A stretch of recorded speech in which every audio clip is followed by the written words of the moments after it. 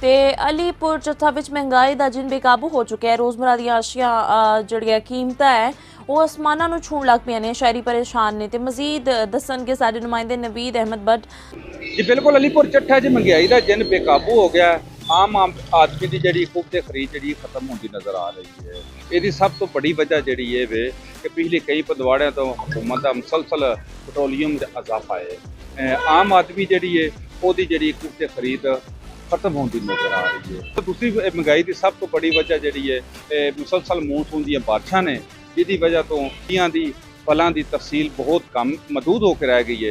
जिसकी वजह तो अलीपुर चट्ठा की मंडी के बहुत घट फल सब्जियां आ रही ने ते जेडे व्यापारी ने वो अपनी मन मर्जी के रेट से फरोख्त कर रहे हैं। अगर गल करिए रेट लिस्ट की तो रेट लिस्ट जी DC साहब की रेट लिस्ट है ਉਹਦੇ ਮੁਤਾਬਕ ਕੋਈ ਵੀ ਚੀਜ਼ ਅਲੀਪੁਰ ਚੱਠਾ 'ਚ ਮਿਲਦੀ ਨਜ਼ਰ ਨਹੀਂ ਆ ਰਹੀ। ਜਿਹੜਾ ਗੁਜਰਾਂਵਾਲਾ DC ਸਾਹਿਬ ਦੇ ਹੁਕਮ ਦੇ ਮੁਤਾਬਕ ਰੇਟ ਲਿਸਟ ਆਵੇਦਾ ਹੁੰਦੀ ਹੈ ਉਹਦੇ 'ਚ दूध की कीमत जी है 170 रुपये मुकर्रर की जाती है, जबकि अलीपुर चट्ठा जो 220 तो लैकर 250 रुपये फरोख्त हो रहा है। अगर गल की जाए दही की तो दही जी है ਉਹਦਾ रेट लिस्ट के मुताबिक 170 तो 180 रुपये रेट है, लेकिन अलीपुर चट्ठा 250 तो उत्ते जी है दही जी फरोख्त हो रही है। अगर गल करिए छोटे गोश्त की तो छोटा गोश्त जोड़ा है ਉਹਦੀ कीमत जी है 1800 रुपये मुकर्रर है रेट लिस्ट मुताबिक जी मेरे हाथ से, लेकिन वो भी 2600 लैकर 2800 रुपये किलो ਜਿਹੜਾ ਛੋਟਾ ਗੋਸ਼ਤ ਫਰੋਖਤ ਹੋ ਰਿਹਾ। ਅਗਰ ਗੱਲ ਕਰੀਏ ਚੀਨੀ ਦੀ ਤੇ ਚੀਨੀ ਜਿਹੜੀ ਹੈ ਉਹਦੀ ਹਕੂਮਤੀ ਰੇਟ ਜਿਹੜਾ 160 ਤੋਂ 65 ਰੁਪਏ ਵੇ, लेकिन अलीपुर चट्ठा 220 ਤੋਂ 230 ਰੁਪਏ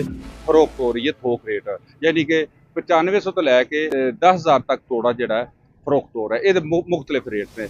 ਅਗਰ ਗੱਲ ਕਰੀਏ ਦਾਲਾਂ ਦੀ, ਜਿਹੜੀਆਂ ਦਾਲਾਂ ਨੇ ਉਹ ਵੀ ਰੇਟ ਲਿਸਟ ਦੇ ਮੁਤਾਬਕ ਫਰੋਖਤ ਨਹੀਂ ਹੋ ਰਿਹਾ। ਮੇਰੇ ਨਾਲ ਇੱਕ ਸ਼ਹਿਰੀ ਮੌਜੂਦ ਹੈ, ਉਹਦੇ ਕੋਲ ਪੁੱਛਨੇ ਆ ਉਹ ਕੀ ਆਂਦਾ ਹੈ। ਇਹ ਸਰ ਅੱਜ-ਕੱਲ੍ਹ ਮਹਿੰਗਾਈ ਦਾ ਦਿਨ ਬੇਕਾਬੂ ਹੋਏ ਆ, ਹਰ ਪਾਸੇ ਮਤਲਬ ਦੋਨੇ ਤਿੰਨੇ ਰੇਟ ਲੈ ਰਹੇ ਨੇ।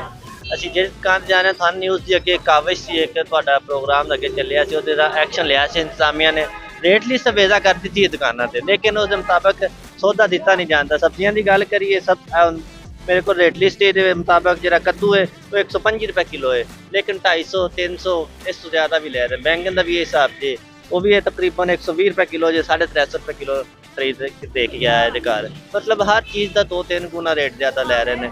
ਰੇਟ ਲਿਸਟਾਂ ਤੇ ਅਵੇਜ਼ਾ ਨੇ, ਲੇਕਿਨ ਇਹਦੀ ਤੁਹਾਡੀ ਕਾਵਿਸ਼ ਮੀਡੀਆ ਦੀ ਕਾਵਿਸ਼ ਨਾਲ, ਸਨ ਨਿਊਜ਼ ਦੀ ਕਾਵਿਸ਼ ਨਾਲ ਰੇਟ ਲਿਸਟਾਂ ਤੇ ਅਵੇਜ਼ਾ ਹੋ ਗਈਆਂ ਨੇ, ਲੇਕਿਨ ਉਹਨਾਂ ਤੇ ਅਮਲ ਦਰਾਮਦ ਨਹੀਂ ਹੋ ਰਿਹਾ। ਮੇਰਾ ਮੁਤਾਲਬਾ ਹੈ ਵੀ ਇੰਤਜ਼ਾਮੀਆ ਅੱਗੇ ਤੁਸੀਂ ਇਹਨਾਂ ਨੂੰ ਰੇਟ ਲਿਸਟ ਦਾ ਜਿਹੜਾ ਉੱਤੇ ਮਤਲਬ ਰੇਟ ਲਿਸਟ ਆ ਰਹੀ ਹੈ ਉਹਦਾ ਤੁਸੀਂ ਜਿਹੜਾ ਨਾ ਇਹਦਾ ਅਮਲ ਦਰਾਮਦ ਵੀ ਕਰਾਓ।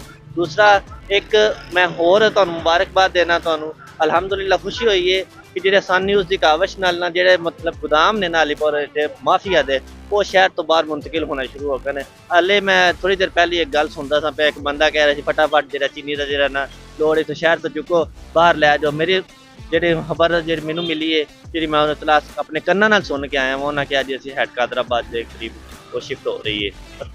जी जी मीडिया दे एक अपनी कोशिश तो है, सन न्यूज़ की अपनी कोशिश है कि महंगाई के जोड़ा जिन्होंने काबू करने वास्ते अपनी जोड़ा किरदार अदा करे, लेकिन उन्होंने वेखना है वे कि जी इंतजामिया और जोड़े अरबाबे इख्तियार ने वो भी अपना रोल अदा करते हैं कि नहीं करते। जी।